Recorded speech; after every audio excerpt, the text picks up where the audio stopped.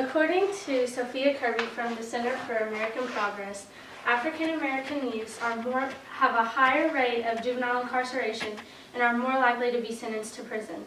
Could this possibly be a result from racial profiling? Well, today we are going to explore all aspects of racial profiling and the difficulties it presents in American culture.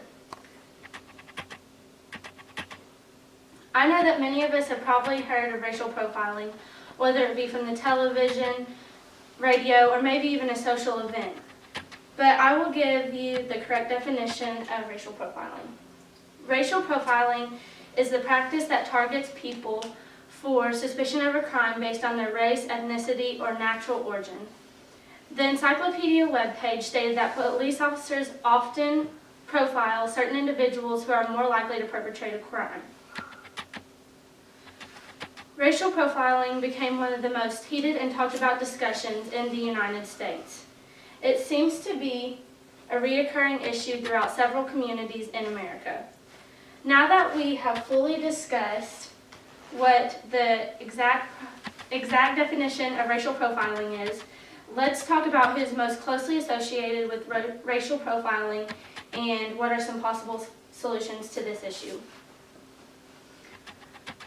Racial profiling affects a wide range of races and ethnicities, but the race that is most closely associated with racial profiling is African Americans. It seems to be that every time we turn on our television, someone has fallen victim to racial profiling. In many instances, these victims are African American. African Americans and other races are supposed to be treated equally. But still, in present day, these races are judged and discriminated solely because of the color of their skin. The U.S. claims to be a nation of justice for all and equality, but racial profiling is still a regularly performed action. Changes need to be made in order for the U.S. to live up to its name. If something is not done, the problems caused by racial profiling will continue. For example, racial profiling causes tension between races. This tension could lead to physical or verbal violence. Racial profiling also raises the question of racism. Racism was a horrible incident that Americans had to go through during the time of the Civil Rights Movement and the years following. But now we live in the 21st century and it's time for reform and change. It's time to expand our minds and better our country. Moving on, we will now talk about the possible solutions for racial profiling. One of the first steps in correcting racial profiling is changing the attitudes and beliefs of law enforcement.